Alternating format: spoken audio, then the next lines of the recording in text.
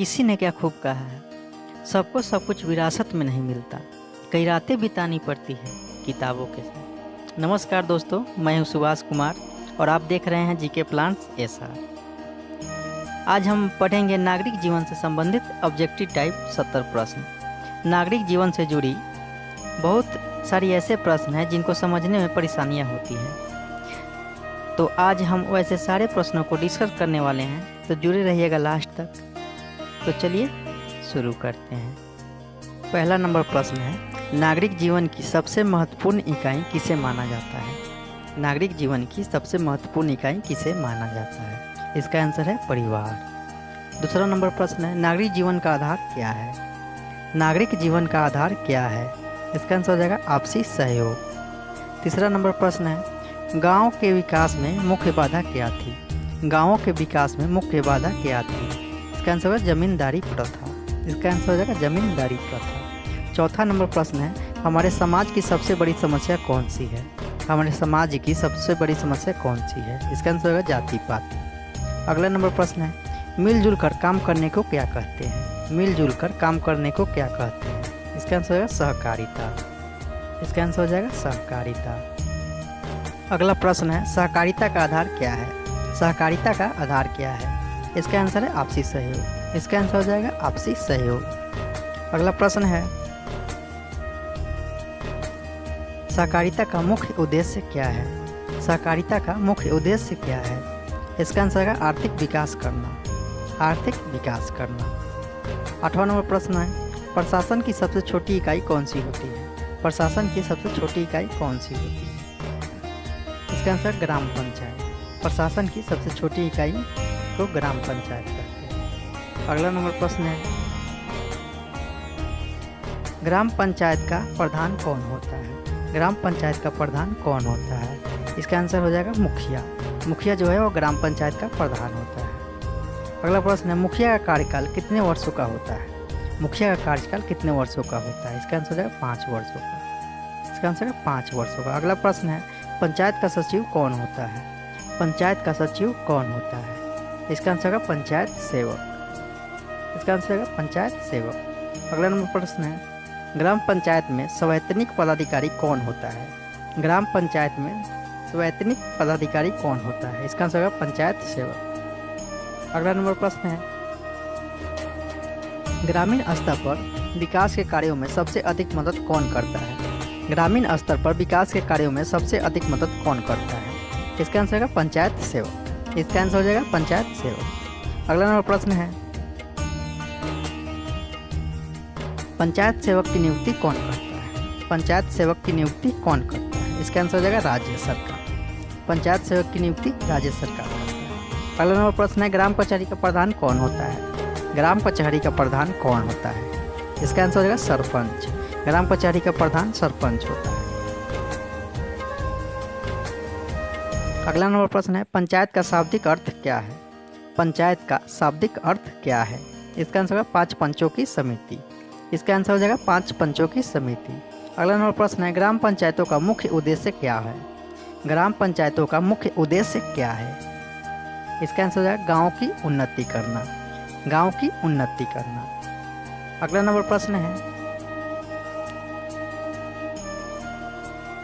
बिहार में एक ग्राम पंचायत के गठन के लिए कितनी जनसंख्या होनी चाहिए? बिहार में एक ग्राम पंचायत के गठन के लिए कितनी जनसंख्या होनी चाहिए?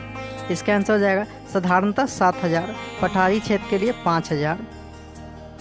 ग्राम पंचायत एक्ट 1993 के अनुसार, ग्राम पंचायत एक्ट 1993 के अनुसार साधारणतः 7000 और पठारी क्षेत्रों के लिए 5000 जनसंख्या होनी चाहिए। अगला नंबर प्रश्न है, ग्राम पंचायत में सरकारी पदाधिकारी कौन होता है? ग्राम पंचायत में सरकारी पदाधिकारी कौन होता है? इसका आंसर हो जाएगा पंचायत सेवक। पंचायत सेवक। अगला प्रश्न है, ग्राम पंचायतों को किस में बांटा गया है? ग्राम पंचायतों को किस में बांटा गया है? इसका आंसर होगा वार्डों में। ग्राम पंचायतों को वार्डों में बांटा गया है। अगला नंबर प्रश्न है, वार्ड से कौन चुना जाता है? वार्ड से कौन चुना जाता है?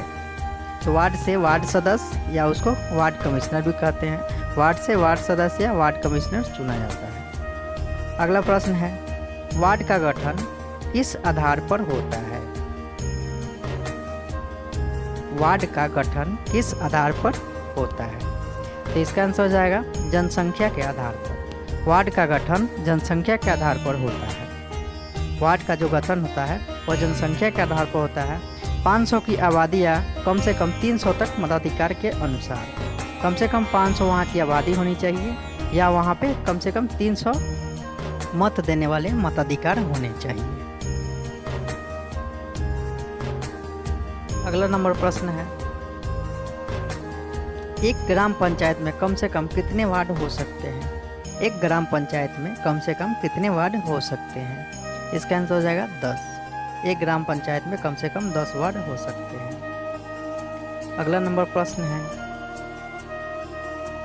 ग्राम पंचायत में कम से कम कितने सदस्य होते हैं?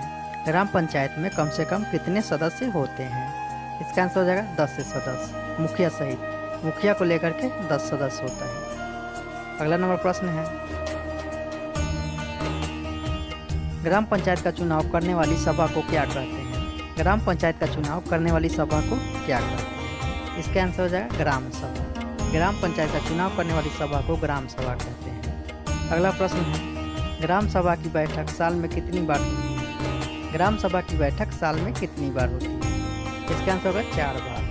इसका आंसर हो जाएगा 4 बार। अगला नंबर प्रश्न है, प्रशासन की सुविधा के लिए बिहार को कितनी इकाइयों में विभाजित किया गया है? प्रशासन की सुविधा के लिए बिहार को कितनी इकाइयों में विभाजित किया गया है? तो इसका आंसर होगा 5। प्रशासन की सुविधा के लिए बिहार को 5 इकाइयों में विभाजित किया गया। पहला ग्राम पंचायत, दूसरा प्रखंड, अनुमंडल, मंडल और प्रमंडल। ग्राम पंचायत, प्रखंड, अनुमंडल, मंडल और प्रमंडल होते हैं। 28वां प्रश्न है, ग्राम पंचायत के प्रमुख अंग कितने होते हैं? ग्राम पंचायत के प्रमुख अंग कितने होते हैं? इसका आंसर होगा 5। ग्राम पंचायत के 5 प्रमुख अंग होते हैं। पहला होता है ग्राम सभा, दूसरा होता है मुखिया एवं कार्यपालिका, तीसरा होता है ग्राम कचहरी, चौथा होता है ग्राम रक्षा दल और 5वां होता है पंचायत सेवक। अगला नंबर प्रश्न है, ग्राम पंचायत का चुनाव कराने वाली संस्था को क्या कहते हैं? ग्राम पंचायत का चुनाव कराने वाली संस्था को क्या कहते हैं? इसका आंसर होगा राज्य निर्वाचन आयोग। इसका आंसर हो जाएगा राज्य निर्वाचन आयोग।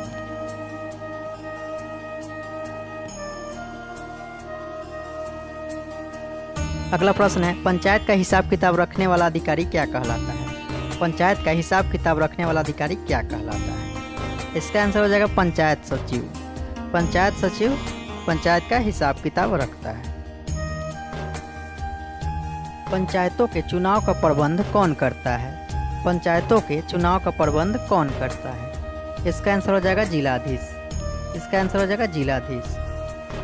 अगला नंबर प्रश्न है, पंचायतों के कार्य असंतोषजनक होने पर उन्हें कौन भंग कर सकता है? पंचायतों के कार्य असंतोषजनक होने पर उन्हें कौन भंग कर सकता है? इसका आंसर हो जाएगा जिलाधीश।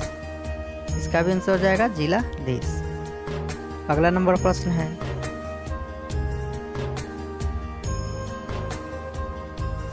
पंचायत समिति का प्रधान कौन होता है?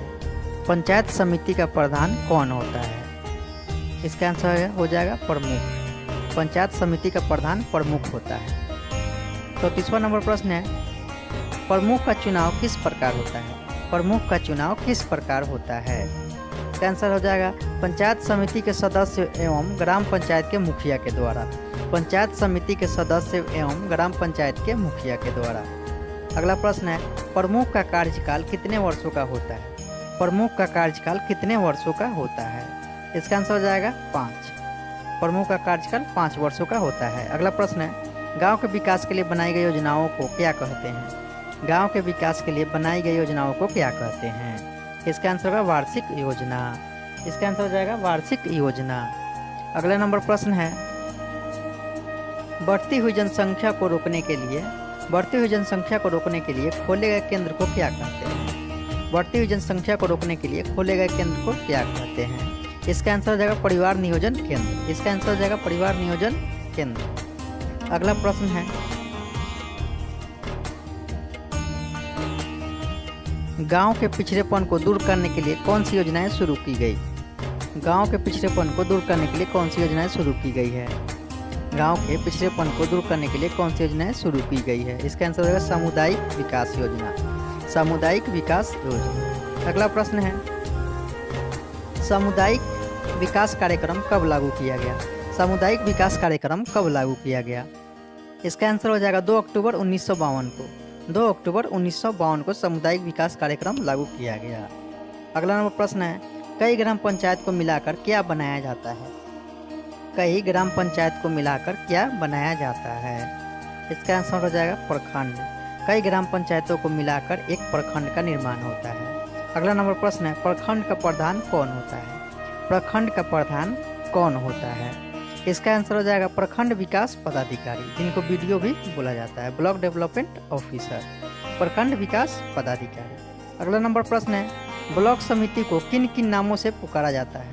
ब्लॉक समिति को किन किन नामों से पुकारा जाता है? इनको 3 नामों से पुकारा जाता है, खंड समिति, क्षेत्र समिति और पंचायत समिति। खंड समिति, क्षेत्र समिति और पंचायत समिति। अगला नंबर प्रश्न है, पंचायत समिति का सचिव कौन होते हैं? पंचायत समिति का सचिव कौन होते हैं? इसका आंसर है प्रखंड विकास पदाधिकारी। इसका भी आंसर हो जाएगा प्रखंड विकास पदाधिकारी यानी कि बीडीओ। अगला नंबर प्रश्न है, पंचायती राज किसमें निहित है? पंचायती राज किसमें निहित है? इसका आंसर होगा अनुच्छेद 49। पंचायती राज अनुच्छेद 49 में निहित है। अगला प्रश्न है, पंचायत समिति का मुख्यालय कहाँ होता है? पंचायत समिति का मुख्यालय कहाँ होता है? इसका आंसर हो जाएगा प्रखंड में। पंचायत समिति का मुख्यालय प्रखंड में होता है। अगला प्रश्न है, स्थानीय समस्याओं को सुलझाने वाले संगठन को क्या कहते हैं? स्थानीय समस्याओं को सुलझाने वाले संगठन को क्या कहते हैं? इसका आंसर हो जाएगा स्थानीय शासन। इसका आंसर हो जाएगा स्थानीय शासन।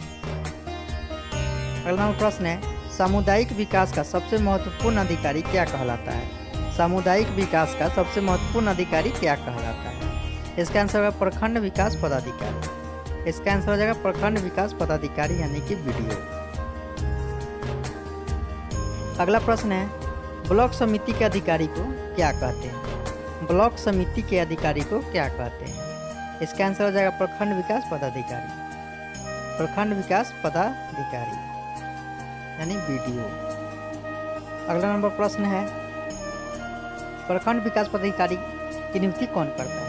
प्रखंड विकास पदाधिकारी की नियुक्ति कौन करता है? इसका आंसर हो जाएगा राज्य सरकार। प्रखंड विकास पदाधिकारी की नियुक्ति राज्य सरकार करता है। अगला प्रश्न है, राज्य न्यायपालिका का सबसे छोटा न्यायालय कौन होता है? राज्य न्यायपालिका का सबसे छोटा न्यायालय कौन होता है? इसका आंसर है ग्राम कचहरी। राज्य न्यायपालिका का सबसे छोटा न्यायालय ग्राम कचहरी होता है। अगला प्रश्न है, अनुमंडल का निर्माण किस प्रकार होता है? अनुमंडल का निर्माण किस प्रकार होता है? इसका आंसर कई प्रखंडों को मिलाकर एक अनुमंडल बनाया जाता है। कई प्रखंडों को मिलाकर एक अनुमंडल बनाया जाता है। अगला प्रश्न है, अनुमंडल का सबसे बड़ा अधिकारी कौन होता है? अनुमंडल का सबसे बड़ा अधिकारी कौन होता है?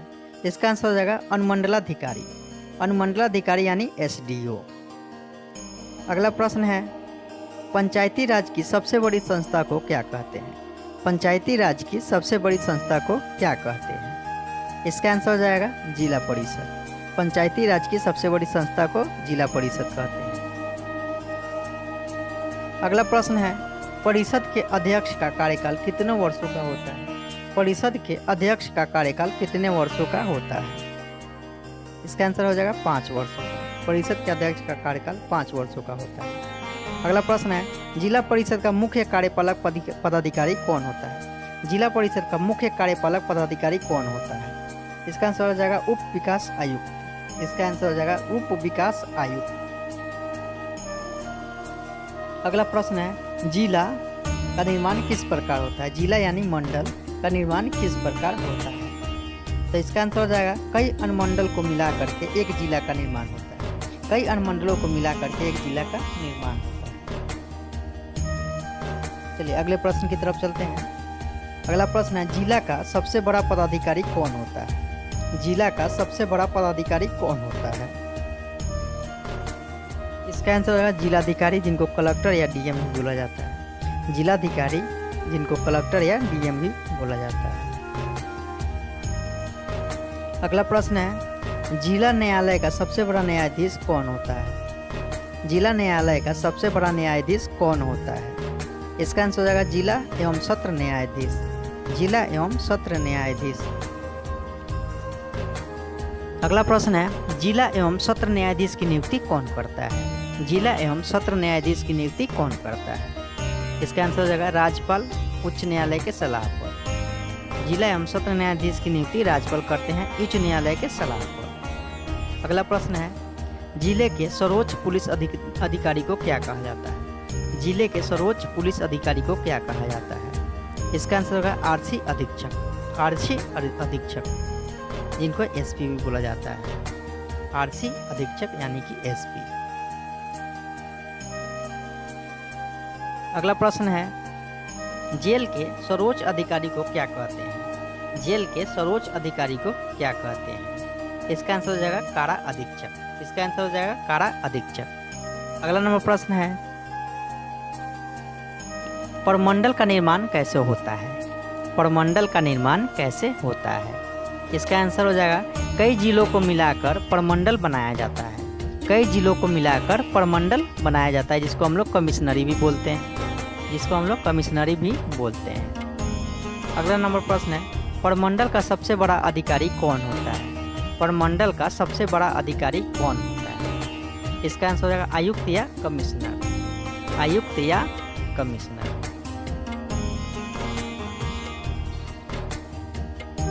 अगला नंबर प्रश्न है, प्रमंडल स्तर के सर्वोच्च पुलिस अधिकारी को क्या कहा जाता है?